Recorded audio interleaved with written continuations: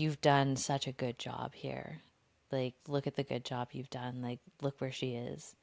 Like, you did your mission. And if you want to stay, we will honor you in that. And if you want to go, we will also honor you in that. And whatever you choose, just know that I've got her. Like, just know that she's okay. And that you've done everything you needed to do to get her to this point. And like, if you need to let go, you can let go. We're back. Hello, everybody. Welcome back to the podcast. No one's letting you forget in the club. That is for fucking sure. Are you in lots and lots of pain? How bad is the pain? Fuck you fucking asshat. Having fun dancing in the floor. Number one, why am I calling you? Number two, you ruined everything. Oh, so good. Hello, everyone. Welcome back to the podcast. What the fuck was that? Hello, everybody. Welcome. I don't know what that was. But I'm I was like, so I just gotta fucking roll with it because it's happening. And that's kind of the vibe of life, right? You just gotta roll with the punches. And sometimes weird shit comes out of your mouth that you're not expecting. Sometimes you put weird shit in your mouth, too. But y'all, we're not talking about that today. In fact, we're going to make a hard pivot here. Hard pivot. You can't tell by our energy, but we're going to talk about grief today. We're going to get down in the trenches with grief. And we're going to... This is so us. We're the only people on the planet who would fucking make a joke about grief, and we're like dying of laughter. Like, but for reals, we actually are talking about grief. But it also, I mean, this just right here is life at its best and polarity at its best. Like, totally. I think the ability to hold grief and laughter and jokes and then burst into tears, whatever that looks like, is so beautiful, because one doesn't have to negate the other. We don't say, okay, I'm in grief and so I can't experience joy. Right. I forbid myself, right? So I think that's like a really cool, I think it's cool shit what we're doing. Yeah, we do that well. You know, we're kind of pros. I mean, it's not like you and I haven't gone through some mega grief portals in our lifetime. Like, we're kind of seasoned pros at it, which is why I think we can hold that polarity, and like we can, you know, go deep into the bowels of the grief and like go right to the bottom and then come up for air and crack an inappropriate joke or just erupt in a fit of giggles, and then we go back in. And I feel like that's like how we get through the waves of grief, and why maybe people are so afraid to go into grief, because they're afraid it's going to swallow them whole. And it will if you don't know how to swim back up to the surface and like dance with joy, dance with humor, find those little glimmers as you're going through the waves of grief, because it's not meant to be a constant where you're just like always in the fucking undertow. You're meant to come up for air and then go back down, and up for air and go back down. Like, it's more rhythmic than it is, you know, stationary or stagnant. So, you know, I think we just did an immaculate job of illustrating exactly what the actual process of grief looks like and sounds like. Good job, us. There's certain things when you talk it's so oh my gosh, excuse me, it's so artistic. It's like very, I don't know, just when you were saying rhythmic, I was like, my body's like moving to your words. It was like so beautiful. You say best things sometimes. Thank you. Yeah, team, we've got a little bit of a grief portal happening, right? Yeah. So yesterday, the reason we are deciding to riff on this today, if you don't know us by now, you know that sometimes we literally choose the topics moments before the podcast. We're like, what do you want to riff on? And oftentimes we pull from what's like alive in our field, alive what we're moving through, alive of, you know, what we've just moved through, or just feels very relevant, or something that the audience has really asked us for. So today, believe it or not, because I'm actually in great spirits today. I mean, I'm still in it. However, yesterday I had to put down my 12-year-old Frenchie, pot roast. Pot I roast. know. Like, it's still surreal. Like, even before we got on here, I made myself eggs because that's what I do midday. Why not? And I went to go, like, he loves I don't eat the yolks often, and so he'll like eat the yolks. So it's like, it's so interesting how autopilot it is. Like, Yeah. I went and made the eggs, I ate them, and then I like literally get up and I go to grab my plate and I like go to look where pot roast is, and I'm like, right, like he's not here. It's not Like, it's here. just, you know what I mean? Like, yeah, it's so interesting. Yesterday was fucking brutal. I think I've shared with you, Kelsey, but maybe not with the audience, but Parros had some tumors, and they were progressing very, very quickly. So in April, we sort of found a lump on his back, and then that progressed very quickly into like very aggressive tumors. And he just was starting to get really uncomfortable. I couldn't really take him for hikes anymore. And he just started slowing down. And it was I honestly think one of the hardest decisions. I've been very fortunate where I haven't had a lot of death surrounding me, like in terms of friends or family members or things like that. Like nobody who I'm super, super close to. So Pot Rose was definitely like, I'd say, I mean, when I was younger, I had animals and stuff, but yeah, nothing like this. And I feel very fortunate and grateful because I know that's many people don't have that experience. They have lots of people who die. So my heart goes out. And in the circumstance, like being the chooser of when to end somebody or something's life is so fucked up. So Like, fucked. that was the thing that is the hardest thing. Like, he had tumors. He was uncomfortable, but he wasn't, I don't know how to say this nicely. He wasn't so fucked that it was like, you're fucked and you like, it's like, this is now. Yeah. It was like, you're fucked and I can see you're uncomfortable and I can see that like the things that bring you joy, and he still had his spunk and his spirit, and I was like, what fucking dog? Like, number one, these dogs are supposed to have like a short life expectancy. They always have health problems. This dog was fucking indestructible. Pot roast was Indestructible. in fucking destructible. His spirit was like, he's the original fucking OG unhinged Oh like yeah. motherfucker. I mean, this dog was insane. People knew him. Maniac. Like, he was famous. He's a maniac. I'd go to Whistler. I'd go to like different places, and I'd go take him to the dog park, and like he'd start chasing dogs and ripping around and jumping up on, like, people be eating like lunch and having coffee, and he'd jump up on the bench and then like start barking at their dog, like trying to protect these people, random people, from their own dog. Like, he was such a shit disturber. I told people one time, I'm like, I swear to God, Pot was like a bouncer in a past lifetime, and like he just loves getting in the fucking thick of it. You can Yeah. see him. Like, Yeah. he'd go He up to lived pit for bulls. it. He'd go up to like big dog. He lived for it. He'd go up to big dogs and like fuck him up. And he'd go and like bark, and I'm like, dude, you're gonna get fucking served. And when he was a puppy, he did. He got served by this big dog, and but he didn't stop him. Like, this dog, I'm like, you're a 12-year-old Never French bulldog. stopped. You have tumors all over you. You're literally like, you know what I mean? Like, you're blind, you're deaf, and he's just fucking still going.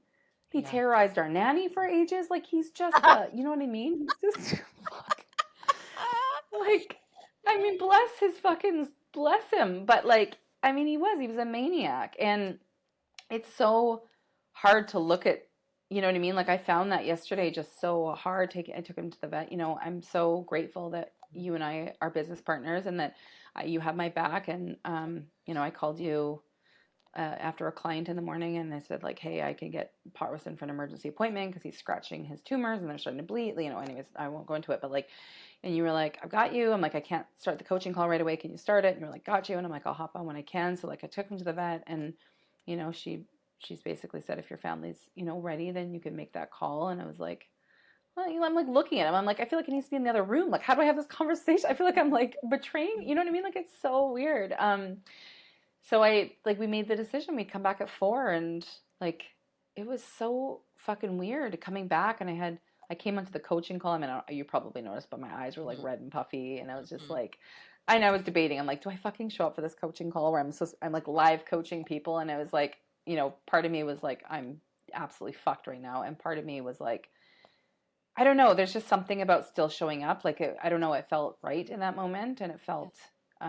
I said I was going to show up, and I felt like I wanted to, and so showing up and even just being there with everyone was really nurturing. And I had a client after that, and she was amazing and supportive, and taking him in, and the girls, we did get a chance to the girls, I've got, if you don't know already, I've got two young girls, 7 and 2.5, and our 7-year old had a very love-hate relationship with pot roast. Our youngest really liked him, but our 7-year old had a love-hate relationship. So we told her what was happening, and she was like, so matter of fact, like, I want to bake him salmon because it's his favorite. Oh. I'm going to get him chocolate cake. And then she wrote him this card. It was so fucking cute. You probably saw it on my Instagram, but it's like, I love you, pot roast. Even though you annoyed me, I still love you, and I wish you didn't have to go to heaven. I love you. And there's like a picture of her holding like holding a leash with a dog, and I was just, I mean, it killed. I burst out laughing and crying at the same time. I was just like, of course. So they got a chance to say goodbye, and she was obviously pretty upset. But like, I don't know, the feeling like driving to the vet and like looking at him in the back seat, and I'm like, this is. I almost just wanted to be like, I'm gonna go drive to Whistler. Like, I'm driving to the airport. We're going to like fucking Maui right now. Like, I don't know. We're going some like, Going let's back go to to Vegas, Tulum, buddy. baby. Let's fucking, yeah, totally. Let's go to Vegas. Let's go and like, let's go to like Excess. Let's go to the club.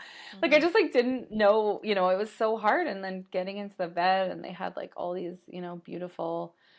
They had like spa music and a candle and like a blanket, and I was like, oh my god, like the whole process was just so poignant and wild and traumatizing and hard, and to keep looking at him, and he's slightly sedated at this point, but like even when they double sedated him, he was still fucking like in the background. I'm like, oh my god, like fucking good on you, buddy. Like he gave it right to the end. He really was gonna give it his all right until the He very, gave it very his end. all. Yeah. Yeah, and the process, I mean, I almost left when she brought out like the needles and everything, and I just like the catheter. I mean, he'd been double sedated at that point, so he was like out.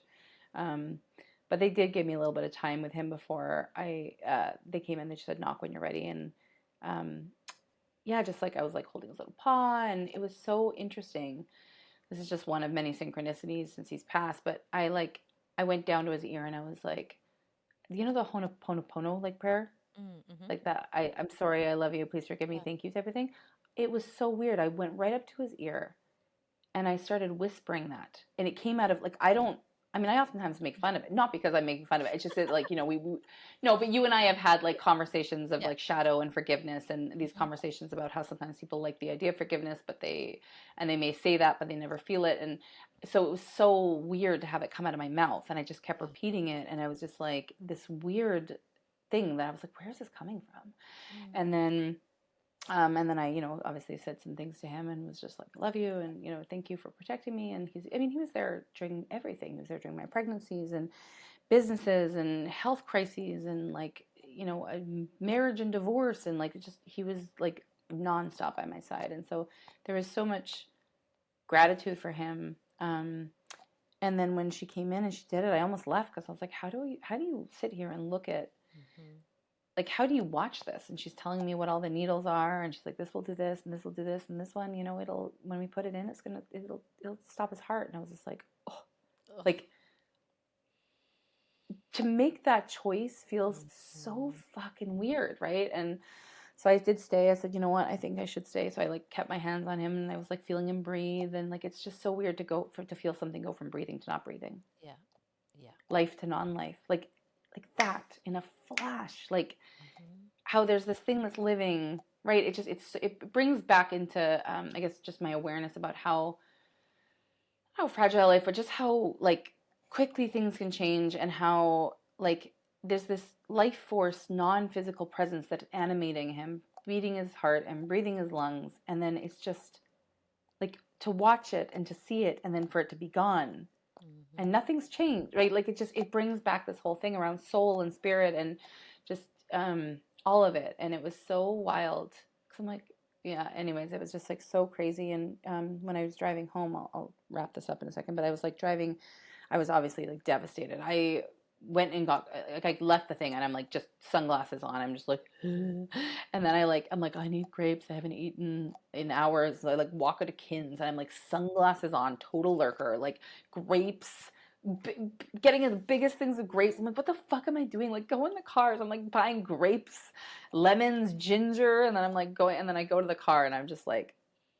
just start like fucking losing it. And then I have my water bottle beside me because I'm like, I need water. So I like grab my water bottle and I'm pulling out of my parking spot and I take a sip and then like out of the corner of my eye, I'm like, like something freaks me out. I kind of jump and I'm like, what the fuck? Because there's something on my water bottle. And I look down and it's this like ladybug. And I'm like, where the fuck did this come from? My windows have all been closed. My Mhm. sunroof is closed. Like this was not in my car. Like Yeah. this is not in my car before went to see pot roast or to go do that. So I'm like, I trip out and I look at it and I just like, there's this instant knowing. I'm like, oh my God, like I'm, ladybugs have significance of like good luck and good fortune and just sort of like new beginnings and all this stuff. And I was just like, fucking hell. So this little thing crawled all down over my hands, my like 15-minute drive home. And I just like stared at it and I was just like, oh, you like feel it. You know what I mean? Like, I don't, if you're listening, you may believe in it, you may not, but I just like, I knew I was like, this is 100% a sign.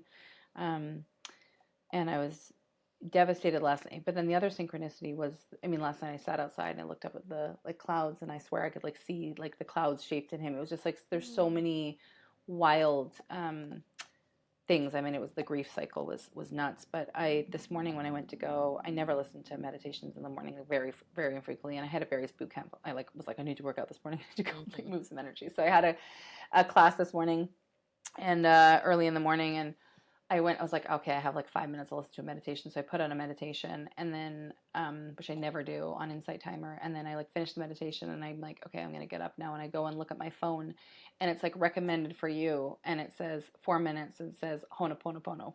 No. Yep. I like, oh yeah, I just lost it. It was like a recommend. I've never seen Insight Timer do this where it's like next up, like recommended for you. And it was like recommended for you. And it was like a, 4 minute. Damn. Yeah, yeah. And I always had this the other synchronicity was that it was guy that was by this guy named Felix. And Felix is the name that if I had another kid and it was a boy, I wanted to name him Felix. Mhm. So it was like the name, the Ho'oponopono, which I've like you know what I mean? It was so, and the meditation was so beautiful. And it was actually, and you know what's so fascinating? It was like a 4 minute thing. And the guy said, you may have heard of this meditation. And if you actually look back, he said, this is what the verse is, like, I love you, I forgive you, or whatever it is. Mhm. I love you, please forgive me, thank you, I'm sorry. And he goes, I think when you go back before, he goes, those two parts aren't even in it. He goes, it's just, thank you, I love you. Thank you, I love you. And I Mhm. was just like, and he's like, because everything, he said, even if there's pain, everything is a gift and everything is like there's gratitude in everything and everything is based on love. Like he said, everybody deserves love. Yeah. And I was just like, fuck Ugh. me, this like 4 minute like Felix. fucking Felix transmission right before Barry's. So I'm like on the way to Barry's boot camp. I fucking made my protein shake. It's like 6 something in the morning, and I'm like driving downtown, and I'm like listening to like slow acoustic like melodies, and I'm just like somber. And then I walk into Barry's. It's like boom, boom, boom. I'm like getting on the treadmill. I'm like, well, Oh. this is again perfect polarity. Like Yeah. going from absolute carnage, and I had like one of my personal bests today. I was like sprinting at almost a 13 on the treadmill for like, and I was just like, it's just so, it was another example of polarity around, I'm driving there, my eyes are puffy from crying, and I have, and then I'm going into an absolutely fucking carnage workout, getting my Yeah. ass handed to me, and then I'm walking around the seawall in the morning and coming back, and it's such a fucking ride. But I think the more we allow ourselves to experience the ride and be a passenger on the ride and just see what presents itself in these grief portals, it moves, it can move quickly. Like today, honestly, I feel tender, I feel tired, I feel a lot of things, but there's also a lot of peace. Like, and I think I was processing a lot. I think it was pot roast yesterday, but it was also around what pot roast represented. Pot roast had a Mhm. very similar energy to my fitness studio business and my marriage that is, no longer like like in the last year, I've like let go of, sold a business. I've in the middle of a divorce and, finalizing that. And now pot roast was like another huge piece of like that was a 10-year plus Mhm. energetic that represented a certain frequency, chaos and survival mode and stress and just a lot of beautiful things and learning and challenges, but like a lot of craziness, Oh yeah. right? His nervous system was so fucked. Like, Yeah, well, you're the fucking dog whisperer over here, and we got to get into that. You're like, I don't know what the fuck you are, but you, and that's another reason why I was honestly at peace with Parv's passing mm, because of what you did. Because he was an absolute psychopath, and he tried to bite. He was jacked, and he was, and again, I know people say like, well, your dog's a representation of you. So yeah, I was fucked too. Like we were all, I mean, like it was chaos for a long time, but I'll let Kelsey explain, but we went up to Whistler and we probably heard from our last podcast and had a few nights together. And I don't know what fucking voodoo magic you did on him, but you literally like the next day, Paros has not been out of the mudroom. When people come over, I'm not joking when I say he will chase after them and bite them. Like he's very, very protective of people in the house, of the kids. And I accidentally left him out because he was being so chill. And like the parents of this kid come to the door and he trots on over and like you could see the like wait a minute, hold, Pot Roast is here, and Pot Roast just walks on over, sniffs, sits beside them, and she's like, what happened to Pot Roast? Is he okay? What happened? And then the dad comes and picks up the daughter and he goes, why is Pot Roast out? What's happening right now? Did something happen to Pot Roast? And I was like, I don't my he was with my friend and I don't know what she did, but like and he's like, uh, uh, uh, I was like, I know. You healed, like something happened. You explain, but it's fucking nuts. yeah. So I mean, I obviously have like a deep love and resonance with animals, and I also genuinely have this type of connection with children as well. Like, even though I don't Mm, have any kids of my own, but I just freaking love them, and like I love getting down into their world, and like there's just this energy resonance that can happen. And with animals especially, like there's this like uncommunicated communication that happens, mm, and I'm just able to tune in to their energetics and have a conversation on the spiritual plane with them. And mm, so like the first night that we were together, like he was still quite jacked, and like but he was starting to regulate to my energy, and I knew that if I kind of met his energy, he was going to keep cranking it. And so if I just like really grounded my energy and like just invited him to meet me inside of that, that he likely would attune to my energy. And that's exactly what happened. Like the first night, I felt him just pacing outside of my room. And I could hear him, like mm, he was up and moving around. And so I just kept sending him energy. And I mean, I didn't mm, sleep well that first night either. Like we were both quite restless with each other, and like there was this energetic thing happening between the two of us. And then by the mm, time I got up, like our energies had synced, and like there was this unspoken agreement with us that like some deep healing is going to happen here today. And I don't know, it was like 10 or 11 in the morning, and like him and I are laying on the floor together, and like he's like snuggling with me, and like I'm giving him smooches, and you walk out of your room and you're like, what in the actual fuck is happening here? Because like this is so unprecedented. I've And never seen anything like it. I've never. No, I'm not, and I'm yeah, not. People yeah. probably think I'm joking. I'm not. I'm not joking. Like even my parents, whose Pot Roast has known his whole time, or even my brother, like he chases them, he barks, he tries to bite. Like he's gotten really, he got really senile over the last while, and Yeah. like to see you down on the ground with him, my head was about to pop off. Yeah. And then he just followed me around all day. Like Yeah. wherever I was going, he was kind of following me along, and like or he'd be in between my legs, or like I had got down on the ground with him quite a few times, and just like hands on the body, and Mm, like really working with his nervous system energetically. So it's like this, like it's just what's the most humane thing to do is like he's been so cranked for so long, and like let me, like my energy, while it can be like really unhinged and ridiculous, it also is very landed and very grounded and very healing. And so when I turn that switch on, like it's this whole other mode that comes out. And with humans, they like end up feeling safe enough to tell all their secrets to me. And with animals, it's like their nervous systems can relax around me, and like they can kind of return to their most regulated state. And so like him and I did a lot of energy work with each other throughout the day. And then there was a couple conversations that I had with him while you were on your calls, and just like hands on the body of like, we love you, and like you've done such a good job here. Like, look at the good job you've done. Like, look where she is. Like, you did your mission. And if you want to stay, we will honor you in that. And if you want to go, we will also honor you in that. And whatever you choose, just know that I've got her. Like, just know that she's okay. And that you've done everything you needed to do to get her to this point. And like, if you need to let go, you can let go.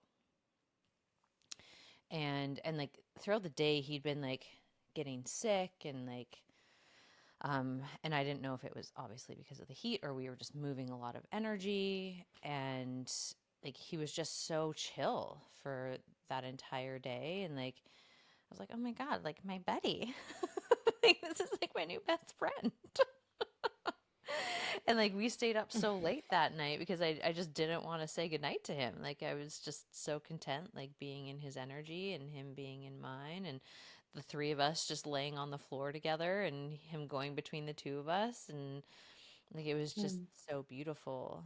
And like it really felt like a necessary part of the entire process of like him finally getting the exhale.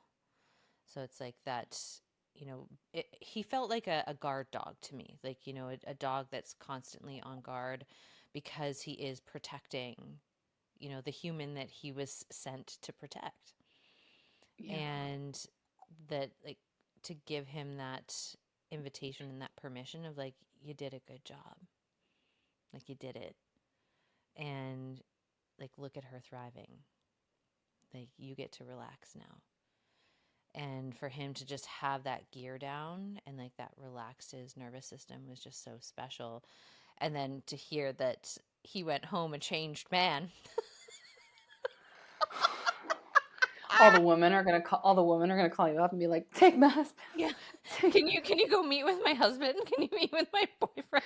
can you regulate his nervous system?" No, I'm joking. But that's really like one of my gifts. And like Yeah. inside the club, like while I will kind of crank the energy sometimes, I also like my presence is very regulating. So if your nervous system is dysregulated and then you come into my field, like you're quickly going to get regulated as you attune to my energy. And it's the attunement of the energy that allows us to really meet life full on, right? So I think why you've been able to go through this grief portal as smoothly as you have is because you're willing to work with your nervous system, and like you don't spin out. Like you literally ride the waves, and you let yourself go into it, and then you come out of it. You go back into it, and then you come out of it. And we're not resisting any part of the process. We're not making it wrong or making ourselves wrong and saying like, oh, this is embarrassing or this is inconvenient or like I wish this wasn't happening, which is what a lot of people do with grief. Like they don't want to feel it because it's so high sensation and uncomfortable.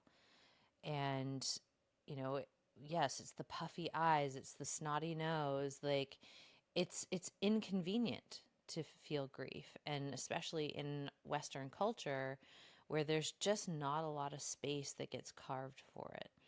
Like when Mm. people pass away, like, and even when pets pass away, like it's a huge loss. And our culture as a whole just does not honor that. The systems that are in place do not honor that, and they just expect you to kind of get back on the horse and like keep riding and back to work we go, and like have one night of crying your eyes out and then you should be over it, right? And that's just not how grief works. Like grief does not work on a linear timeline. It's a very non-linear process, and it may never leave you. That's the crazy thing about grief. Like I've had to put two of my cats down in my lifetime, and then my dad has had to put one of his down. My brother just had to put his dog down a few months ago.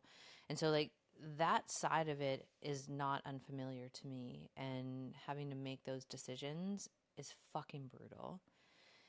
And the waves of that still hit me. Like Bruiser, we put her down in September 2019.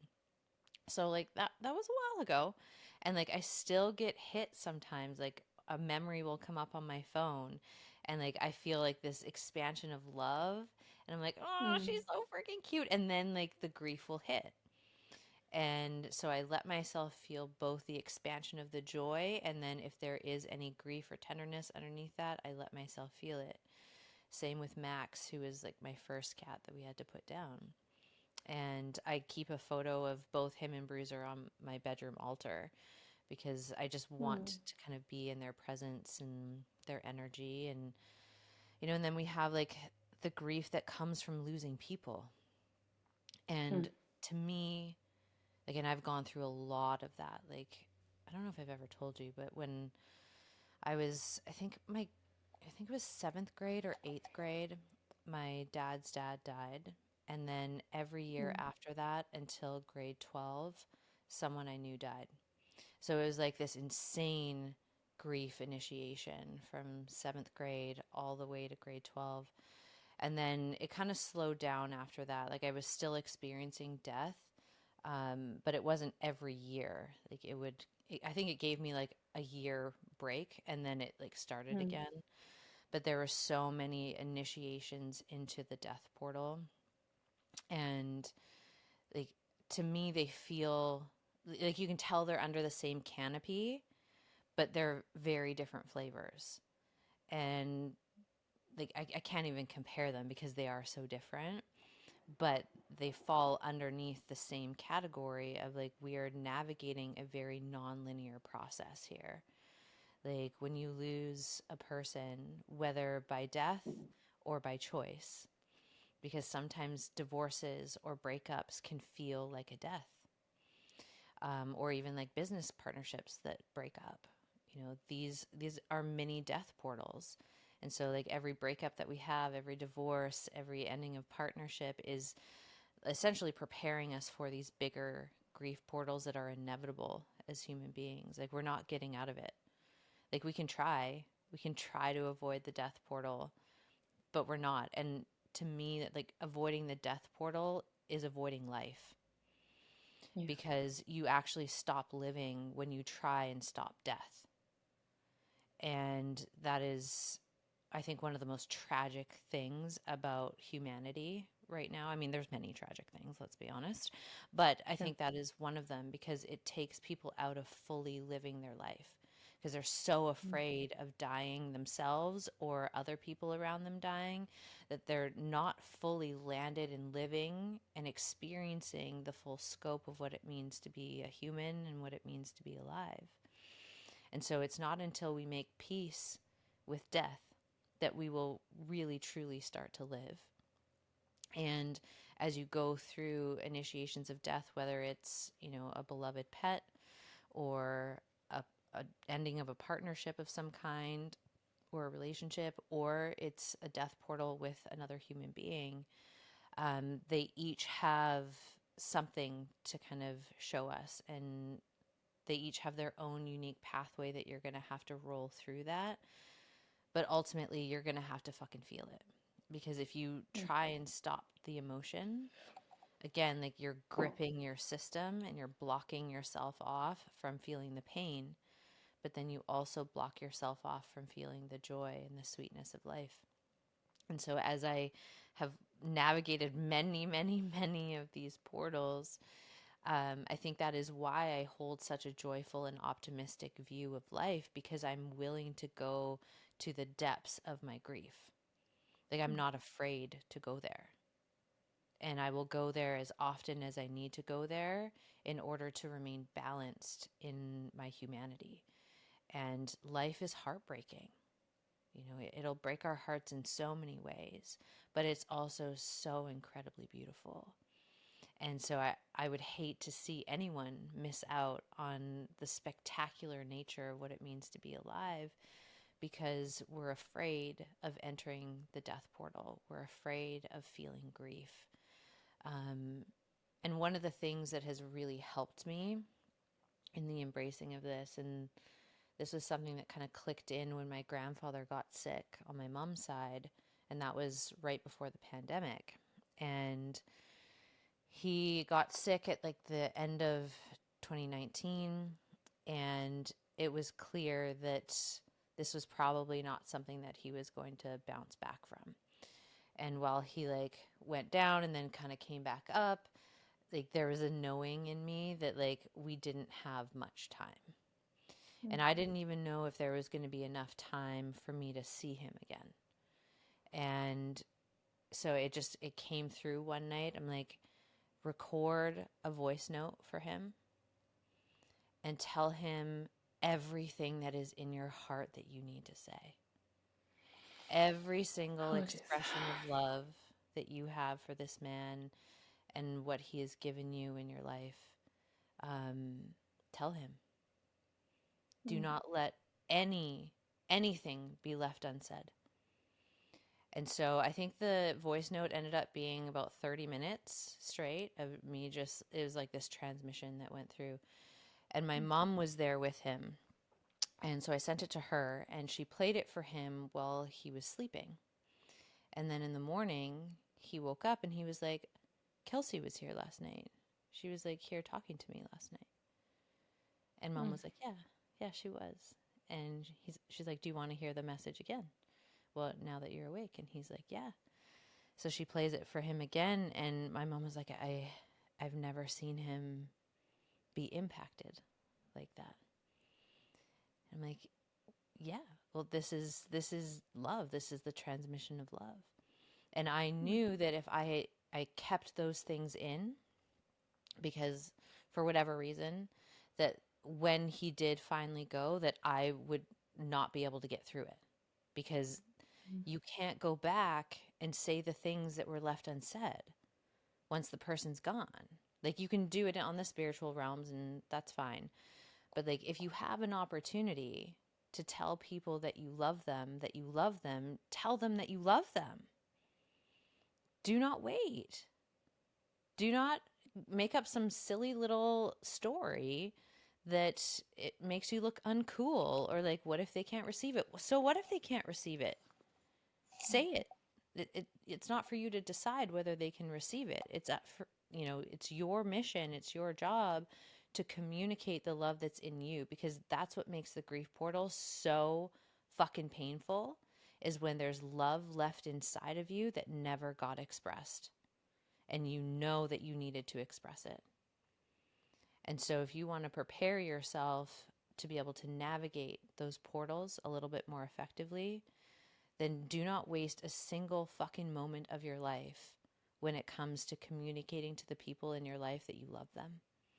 Like, let them know the impact that they have had. And like, go deep into it. Don't just give like a surface level of like, thanks for being my grandpa. Like, go into it.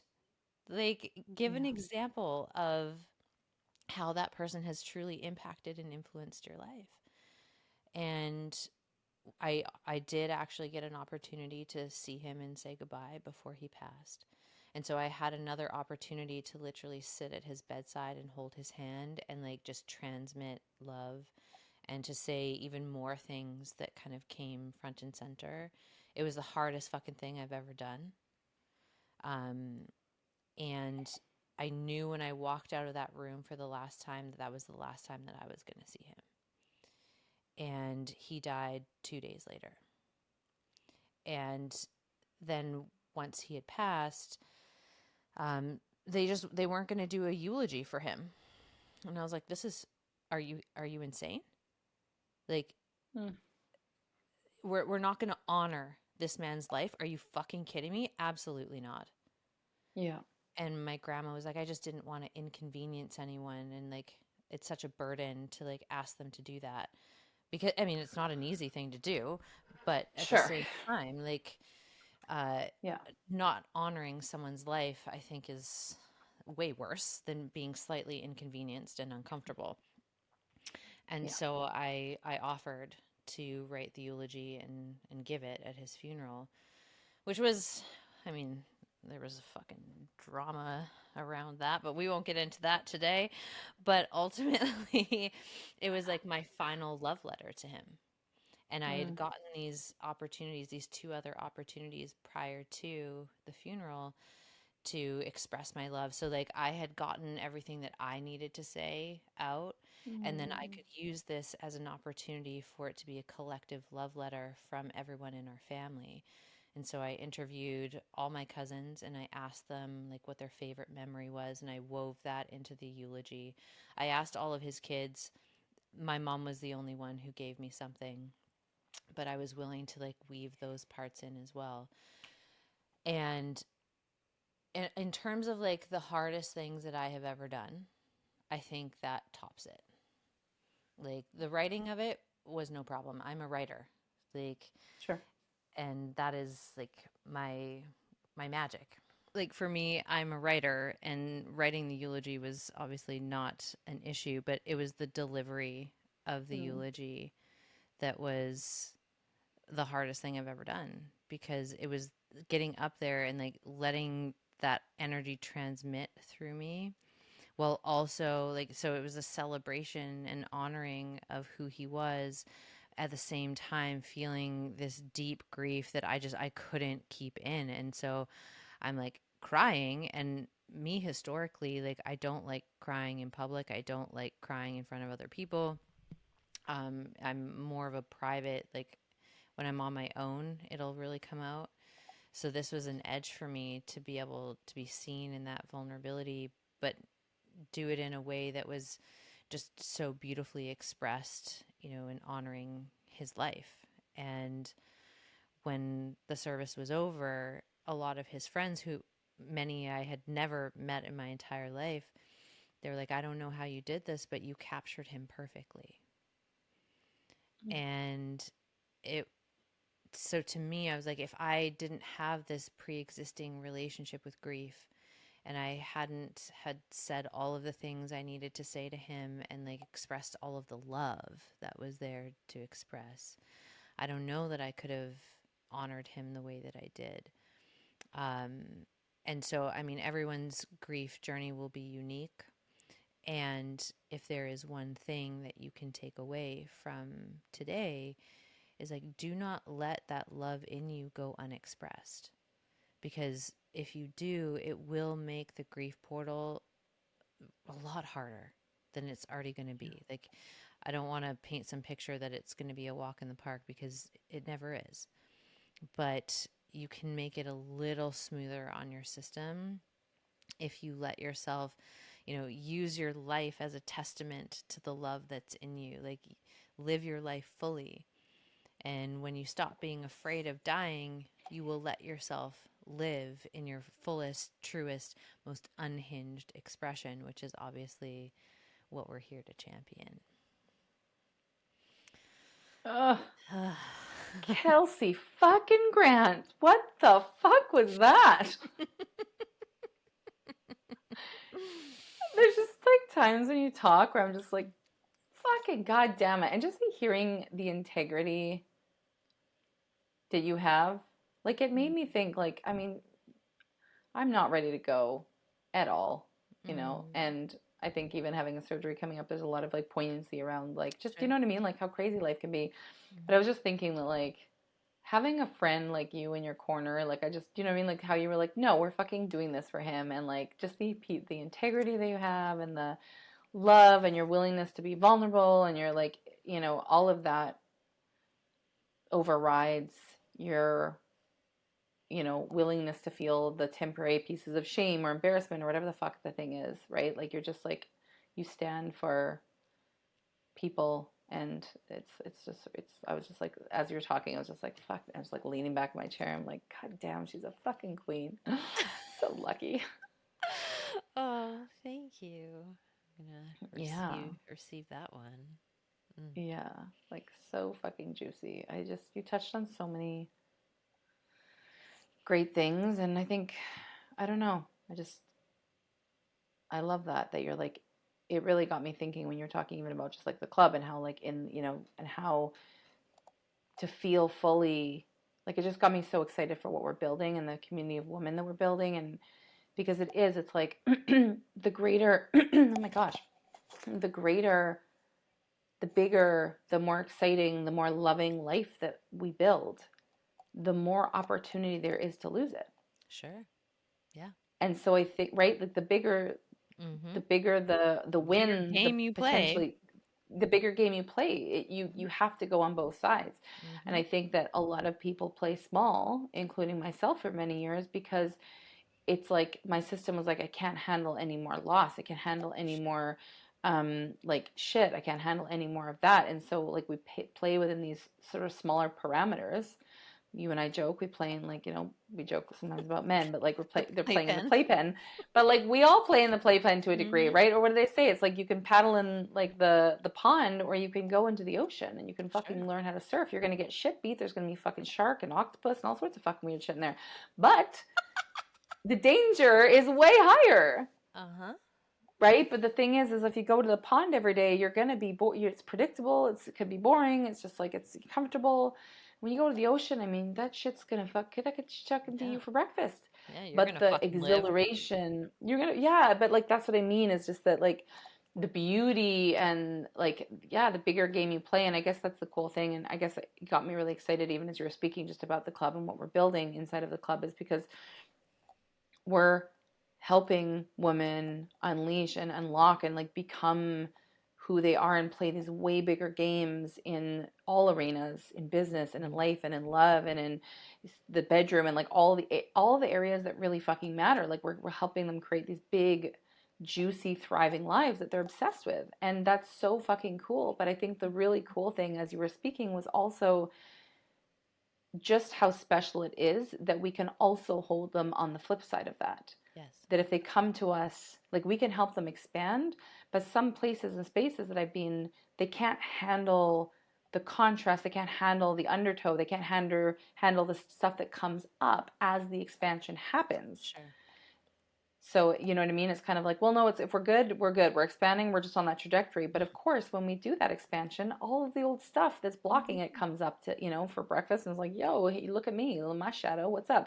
And so, like, you and I can hold them in that. We can hold them in the grief. We can hold them in, like, whatever life throws at them. Because, again, if we can't handle the pain or the potential loss of something, our system will not allow us to feel and fully experience the joy of it and the expansion of it. Like, it's not going to allow us.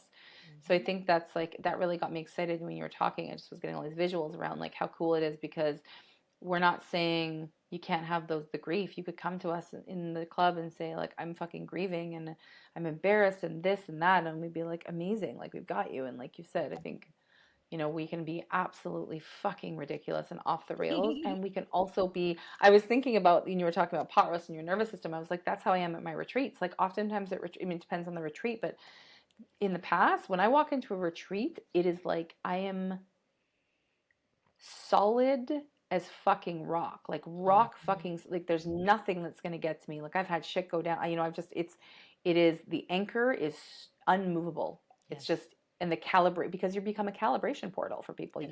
You're the anchor. People will calibrate. And Mm-hmm. so I think that's also really cool and special that not to toot our own horns, but like kind of, but it's the fact that We're we have amazing. that range. We're the range to be able to go and be fun and playful and ridiculous and make you laugh and absolutely say shit that's gonna like, knock your socks off. And then we're also can be like, deep and very soulful and rich with just I think wisdom and different and just different perspectives, right? I think that's something I'm really honest. I think that's another really cool thing. Mm-hmm. But like you always say, it's full range. And I think that that's what we're really trying to build, a life that is filled with range, a life that can Yeah. hold. I mean, that in a Full nutshell is also range nervous system humans. flexibility, full range humans. But like that also shows a lot of nervous system flexibility because I can go from being on my couch, eyes almost closed shut from crying, and then the next day I can be in like such an appreciation for life and for what I do have and for my girls and for my life and heading into surgery. Like that's something that I'm really aware of just how like when I was heading into surgery and like the thought of have going under for a 6-hour surgery. I never used to want to think about it. I'm having that in like on the 2nd of August, so it's like not very long. It's like a week and a bit. And when I was younger I wouldn't even think twice, but like as I'm sort of preparing for it, there's a lot of awareness, um, just how much I want to live. Like, Mm. and I think sometimes we do have to experience Mm-hmm. not wanting to live, not wanting to move forward in order to experience that. Because I think about what I'm building and the people who are in my life and the people who are showing up and the things that are unfolding. And I'm like, that really just shows me how I am actually embodying and we are embodying and becoming like the leaders of this movement. The women are walking beside us. We're shoulder to shoulder, but we're kind of the fire starters and the ones initiating this thing. And so I think it's really cool. Like it really was when you're sort of poignant, right? I'm like, this is not just us in some marketing ploy or trying to get sales or anything. It's like us, like it really hit me about how much like I really actually love my life. And Mm-hmm. that's something I couldn't say not that long, that not even that long ago. Like I really didn't enjoy life. I was stressed out and overwhelmed and had crazy health crises and was in relationships that were not aligned and just so many, and all of that of course had to shape me into the woman I am today. So I fully appreciate that. There's no regret there. But I think it's just really cool to it is a really beautiful opener and expander, I think, and more of a bird's eye view. If we choose to look at it that way, that like we never know how much sand is in the hourglass. We never know when our time is up. I had this Mm-hmm. conversation with my client this morning. She's so amazing, and I just said like we don't know, and I see you building a life that your mind might say is irresponsible or you should be doing this, but I'm like I don't know about you, but I want to inject joy into my day all the time. I want to infuse fun. I don't want to save the play until I'm retired, Yeah. because what if that gift isn't granted? Mm-hmm. Mm-hmm. We don't know. We never know. And so like I want to enjoy the fuck out of life right now while being yes, being responsible, and yes, taking care of the things I need to, but also like I don't know, like having fun and playing as well at the same Mm-hmm. time, because Mm-hmm. that's what it's all about, right? Like if we get to the end and we're like, yes, I'm retired and now I can go on my holidays, and like it's like what, hell and then heaven for a short period of time. I Mm-hmm. want to infuse and weave heaven on earth, like Yes. now, in the now. Yes. Yes. I mean, Like, yeah. ugh, I'm just so obsessed with everything that you're saying because I feel like this has been my philosophy for a long time without even really knowing that it was my philosophy. But like Mm. the standard like path that most people follow, I have never been interested in following. Now, I am a manifesting generator, a 3-5. So like I am here to kind of fuck around and find out. That's that's basically like what my life path and purpose is all about. And so it's never appealed to me. And it's no shade for anyone that it does appeal to. Like if it genuinely appeals to you, then that's great. It means it's actually aligned for you. But for me, it never felt aligned. And I've had, and maybe it is like all the death portals that I experienced really early on that kind of shaped this perspective of like, well, nothing is guaranteed. Nothing is guaranteed. And so if nothing is guaranteed, I can either be terrified by that or I can see it as the most extraordinary opportunity to create myself alive. The most extraordinary opportunity to create my life on purpose. Like, not just run on default and just kind of fall into the humdrum or like just the fucking bullshit of life. Like, everything I do is intentional. Everything I do is on purpose. There's nothing about my life that is unintentional. And it took time to get there, but it honestly was as simple as making that decision one day. Like waking up and I was like, this is not my fucking life. And I made a change. And that started in my early 20s. And I woke up in an abusive relationship and I was like, this is not my fucking life. And I immediately started making changes. I started working doubles so that I could save enough money to go back to university. I enrolled, I applied, like I got myself back into school. And like no one knew that I was doing this behind the scenes, but I knew. And the whole like being on purpose thing didn't come till, you know, later in that decade. but there were building blocks along the way that allowed me to get there because I didn't want to wake up one day and regret my life. I didn't Yeah. want to wake up one day and been like, fuck, I wish I had done all of these things differently, or I wish I'd gone for it, or I wish I had left that relationship sooner, or I wish that I had moved where I really wanted to move, or written the book I really wanted to write, or write the songs that I wanted to sing, or just do whatever the fuck I want to do with this life that I have. And each and every one of you listening also has the power within your experience to design your life in a way that honors your soul and what your human is here to experience. And if you don't like the trajectory that you are on, that is fine. You can change it. And we're really good about like helping people establish these small micro shifts that are maintainable. And when you do something that's maintainable over time, you're going to start to move the needle in the direction that you really want to go. And that is something that you and I do really well as teachers and facilitators, but also the club is really coated with that energy. And so, like, being a part of that community and that part of that group, already you're stepping into a holding, like an energetic that holds you and sees you as capable of making those small incremental changes that lead to taking bigger risks and making more quantum leaps. And, ending up, a year from now, and you're like, what the fuck? My life is so different in all the best ways. And I'm so glad I didn't leave like one more year of my life where I wasn't living fully alive and fully on purpose and fully for me. Like, so many people live for other people.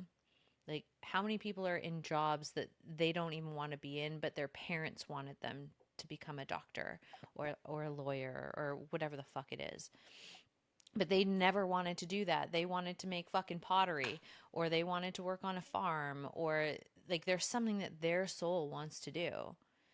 And yes, it is a big quantum shift to like claim that back and to say, you know what, I'm willing to disappoint the expectations of other people in order to live a life that's true for me and true for my soul. And like when you're willing to put that stake in the ground, like everything changes.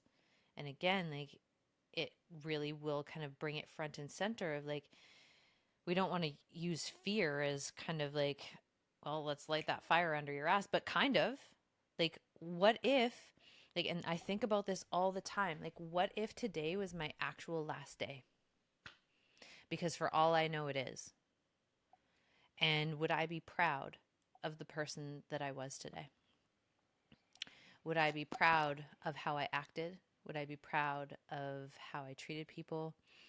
Have I left the people that I love in a way that they are better off for having known me? And like, did I give everything I've got to today?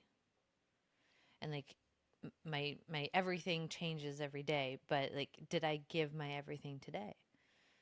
And I don't want to get to the end of my life and have any days where I was like, fuck, I really wasted that. And it doesn't mean that I'm going full tilt 24/7. Like on Sunday, it was a really weepy, emotional, and maybe it was like me feeling into the field of like what was going to happen the next day with pot roast, and like very possible it was also the last day of cancer season, so I was like, I'm milking this for all I can milk. Like, we're going into fire season next. It's my time to shine. So like, let me get all of these emotions out. Like, let me just cry all day and write Yeah. poetry. And like, that was a good use of my life. Like, I do not regret that day of like weeping and crying and writing poetry and eating ramen and watching fucking Netflix, like Perfect Match. Like, So good. it's so good. It was so trashy, but so good. And like So exactly good. what I needed that day. And to me, Yeah. as long as I can look back and like I gave myself exactly what I needed and I'm proud of myself and how I navigated my day, I'm okay when my head hits that pillow and if I don't wake up. I mean, I'm probably going to wake up, but if I didn't, I Yeah. would be at peace knowing that, okay, I did good this time around.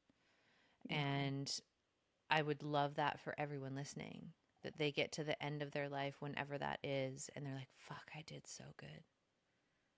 God, I'm so proud of myself Yeah.